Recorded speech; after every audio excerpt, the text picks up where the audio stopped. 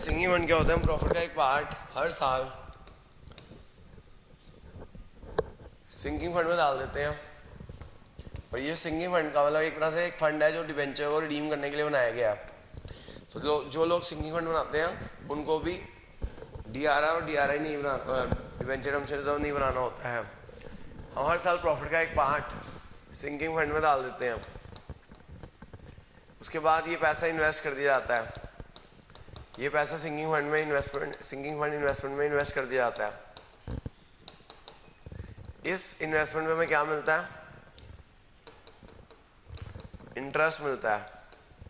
ये जो इंटरेस्ट मिला इसे हम कहाँ डाल देंगे? सिंगिंग फंड में डाल देंगे।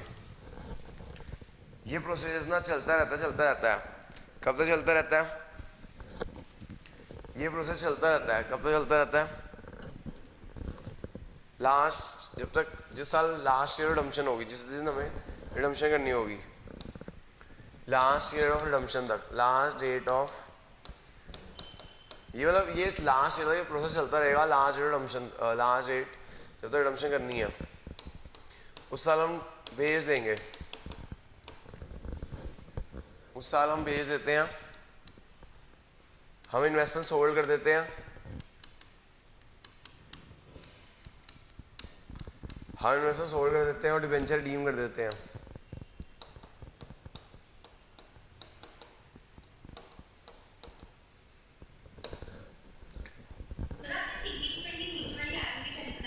कहाँ पे? हाँ, ये last date of redemption interest. Sinking fund में हमें क्या मिलता है? इंटरेस्ट मिलता है। सिंगिंग फंड में हमें इंटरेस्ट मिलता है और वो इंटरेस्ट हम फिर से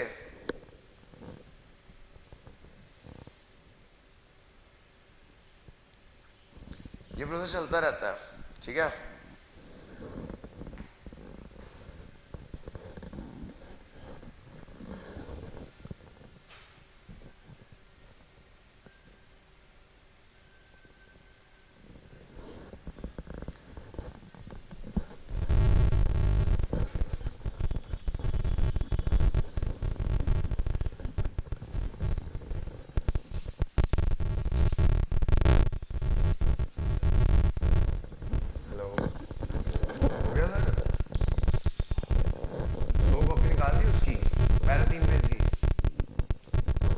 तीन पेज की निकालनी थी। हम सबकी निकाल दी क्या?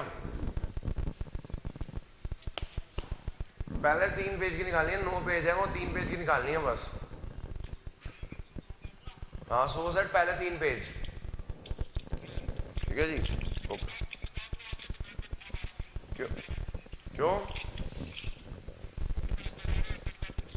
फिर मैं उसे 12-1 बजे भेजूं? ठीक है, ओके। एक ना घर जाना और टेस्ट का थैला पड़ा हुआ है मेरा, जैसे बच्चों के टेस्ट पड़े हुए हैं, वो ले आना। और सुनो, हाँ, तुम्हारे कितने दिन हो गए? 1 तारीख तक क्लियर कर दो। कितने दिन हो गए? कौन सी तारीख को आए थे? 26 को। 26 तारीख, 28, 29, 30, 5 दिन। 5 दिन के पैसे ले लो, फिर 1 से 1 हो जाएगा।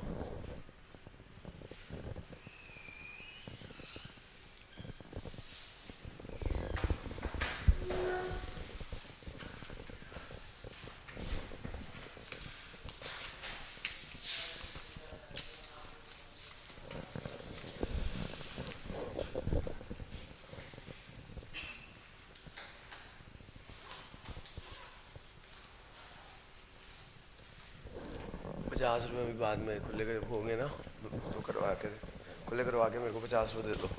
₹15 वो भी पड़े होंगे। कितने चाय के ₹15 पड़े? ठीक है, ये ₹50 है ना, इसके वो ले आना जो बचे ना। क्या ₹50 वहाँ पे बच गए? एक तो वो आटा और क्या, सदा आजा, ₹10 बचेंगे।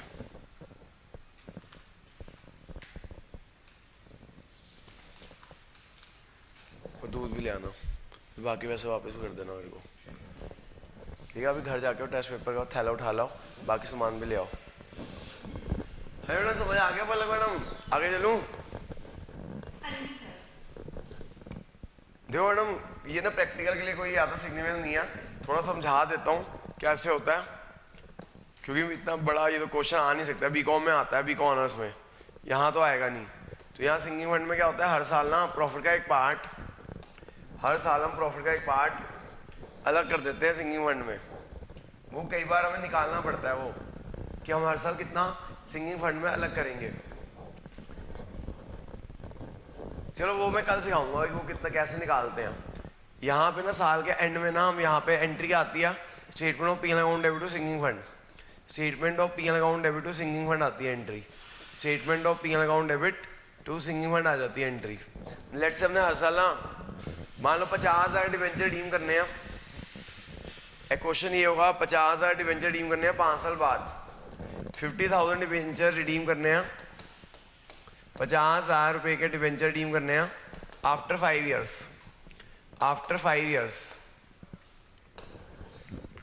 ठीक है। 50,000 डिवेंचर रिडीम करने हैं 5 साल बाद।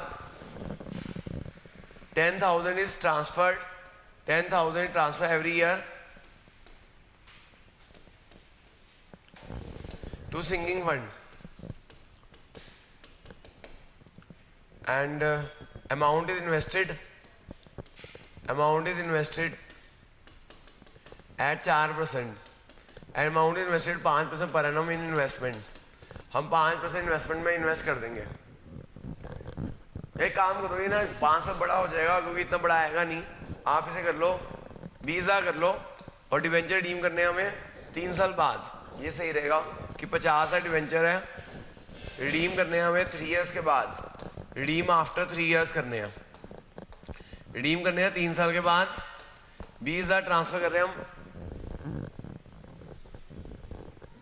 20,000 का भी कम कर लो, इसको कर लो 15,000 कर लो, 15,000 ट्रांसफर करेंगे हर साल to sinking fund, and amount is invested at 5% per annum, ठीक है। तो मैं इसका प्रोसेस समझा देता हूँ, और कल मैं वो करा दूंगा आपको कि कैसे हर साल का अमाउंट कितना ट्रांसफर होता है, ठीक है।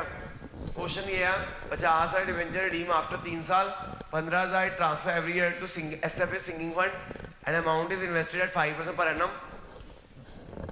ठीक है। तो ये है क्वेश्चन क्या था लास्ट, ये हो गया ना, ये रहता है ना, ये शुरू करो, ये ना प्रश्न आओ, प्रॉफिट में से ना ये प्रॉफिट है, बिफोर इंटरेस्ट लोन है, पहले इंटरेस्ट लोन माइनस करना, आईओसी दो, आईओडी दो, ठीक है, सैलरी दो, कमीशन दो, फिर डिविजन ऑफ निकाला, फिर आगे का पॉइंट बताऊंगा, ठीक है। पहले प्रॉफिट में से इंटरेस्ट लोन माइनस करना। हाँ जी पलक मैडम, इसमें क्या होता है कि हर साल में 15,000 रुपये सिंगिंग फंड में ट्रांसफर करना है, statement of PNL account debit to sinking fund 15,000 रुपये। तो ये पहला साल बंद कर दिया जाता है, ये पहला साल बंद कर दिया जाता है, statement of PNL account debit to sinking fund 15,000, यहाँ आ जाएगा टू बैलेंस सीडी आ जाएगा, यहाँ टू बैलेंस सीडी आ जाएगा, पहला साल बंद। अब इधर सीडी इधर क्या हो जाएगा, बीडी,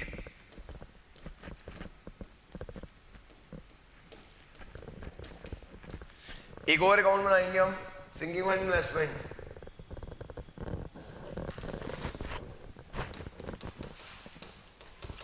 एक और अकाउंट बनता है जी सिंगिंग फंड इन्वेस्टमेंट अकाउंट। यहां पे हम इन्वेस्ट कर देते हैं, यहां पे हम इन्वेस्ट कर देते हैं, sinking fund investment debit to bank हो जाता है 15,000 रुपये, और यहां क्लोज हो जाएगा by balance CD, by balance CD,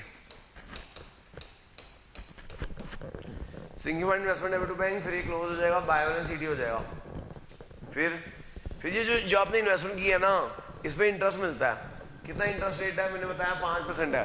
15,000 5% होता है 750, 15,000 5% होता है 750, वो 750 इंटरेस्ट मिलेगा, एंट्री की बैंक टू इंटरेस्ट, वो इंटरेस्ट भी यहाँ ट्रांसफर हो जाएगा, वो इंटरेस्ट भी यही ट्रांसफर हो जाएगा।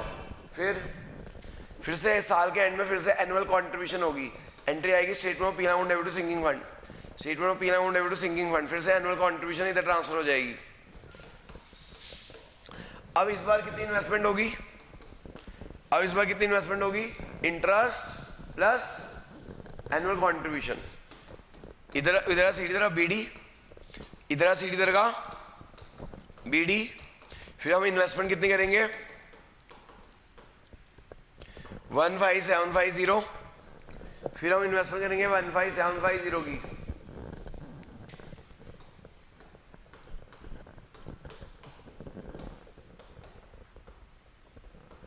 यहां आ जाएगा टू बैलेंस CD, यहां आ जाएगा टू बैलेंस CD। कितना आ गया CD?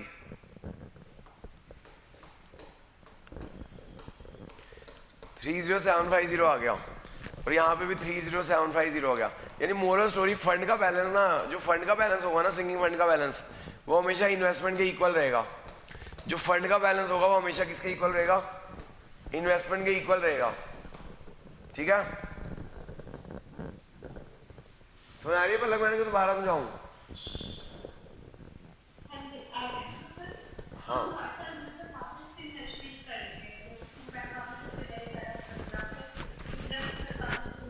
पहले साल प्रॉफिट का एक पार्ट सिंगिंग फंड में डाला 15,000, ये अमाउंट इन्वेस्ट कर देंगे sinking fund investment debit to bank. ठीक है, फिर अगले साल उस पर जो इंटरेस्ट मिलेगा वो भी फंड में डालेंगे। फिर अगले साल कितनी इन्वेस्टमेंट करेंगे?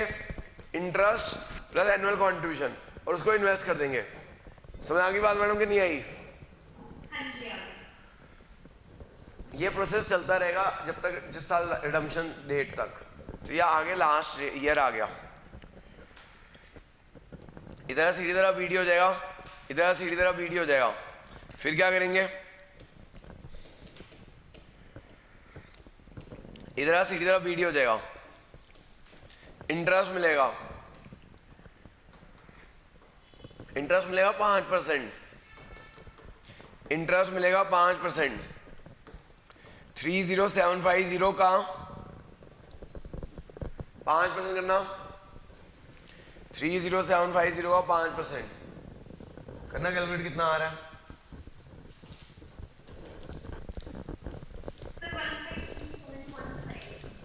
राउंड ऑफ कर दो।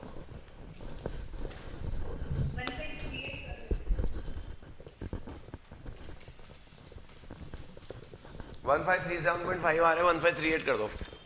ये लास्ट ईयर है, लास्ट ईयर एनुअल कंट्रीब्यूशन होगी। बाय स्टेटमेंट में पी लगाऊं,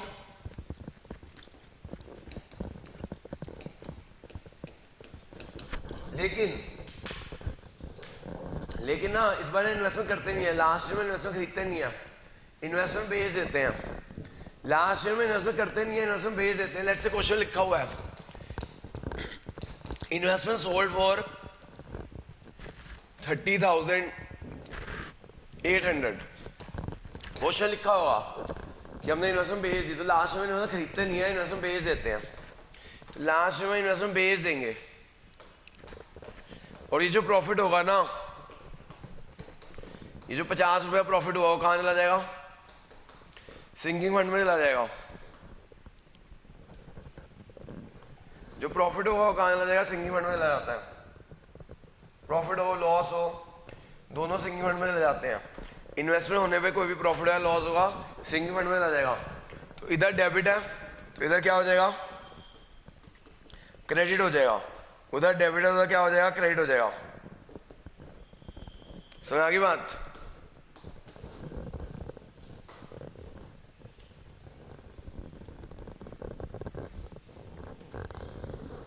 उसके बाद मैडम जब जिस आप डिबेंचर इस साल रिडीम कर देंगे, डिबेंचर रिडीम करने की एंट्री आती है डिबेंचर टू डिबेंचर होल्डर, वो डिबेंचर होल्डर टू बैंक हो जाती है। डिबेंचर रिडीम करने की एंट्री आती है debenture to debenture holder, debenture holder to bank हो जाती है। यहाँ पे क्या करना है आपको? आखिरी साल में जितना जो प्रॉफिट, अगर प्रॉफिट हुआ है तो वो प्रॉफिट हम, ये जितना प्रॉफिट हुआ था ना, ये तो बाय, एक मिनट गलत लिख दिया, बाय स्टेटमेंट गलत लिख दिया। यहाँ आएगा बाय सिंकिंग फंड इन्वेस्टमेंट, यहाँ आएगा बाय सिंकिंग फंड इन्वेस्टमेंट। ये जो प्रॉफिट हुआ है ना इसे कैपिटल में डाल देते हैं, और बाकी जो सिंकिंग फंड का बैलेंस होता है, बाकी जो सिंकिंग फंड का बैलेंस होता है उसे जनरल रिजर्व में ट्रांसफर कर दिया जाता है। बाकी जो सिंकिंग फंड का बैलेंस आता है उसे कहाँ ट्रांसफर कर दिया जाता है? जनरल रिजर्व में। ये इतना बड़ा क्वेश्चन आने होने वाला है, ये मैंने आपको कंसेप्ट क्लियर करने के लिए किया था कि आपको पता होना चाहिए सिंकिंग फंड का बैलेंस आखिरी में कहाँ जाता है। सिंकिंग फंड का बैलेंस आखिरी में कहाँ जाता है? जनरल रिजर्व में जाता है। आपसे ये एंट्री पूछी जा सकती है कि annual contribution to sinking fund कितना, एनुअल कॉन्ट्रीब्यूशन सिंकिंग फंड की क्या जनरल एंट्री आती है? क्या जनरल एंट्री आती है? Statement of P account debit to sinking fund. आपसे ये जनरल एंट्री पूछी जा सकती है कि भैया सिंकिंग फंड इन्वेस्टमेंट खरीदने की क्या एंट्री आती है? Sinking fund investment debit to bank. जो सिंगिंग फंड इन्वेस्टमेंट जो प्रॉफिट लॉस होता है पहले सिंगिंग फंड में जाता है, अगर प्रॉफिट हुआ तो उसे कैपिटल रिजर्व में ट्रांसफर कर दिया जाता है। एक तरह से ये क्या प्रोसेस क्या है, ये पैसे जोड़ने का प्रोसेस है कि जो डिबेंचर है एक लायबिलिटी है, उन्हें हमें कुछ साल के बाद रिडीम करना है, तो आपको जोड़ का झटका धीरे से लगे। तो ये जोड़ का झटका धीरे से लगे, इसलिए हम ऐसा कर रहे हैं कि हम थोड़ा थोड़ा पैसा जोड़ रहे हैं और उसको मनी कर रहे हैं। समझ आगे पलक? बाकी एक क्वेश्चन और इसमें 1 मार्कर का आ सकता है कि नहीं, ये एनुअल कॉन्ट्रीब्यूशन मैंने इस क्वेश्चन में दे दी थी, ये एनुअल कॉन्ट्रीब्यूशन निकालने के दे सकते हैं, वो मैं कल कराऊंगा। ठीक है, आज इतना ही करते हैं, बाकी नेक्स्ट क्लास में कंटिन्यू करेंगे।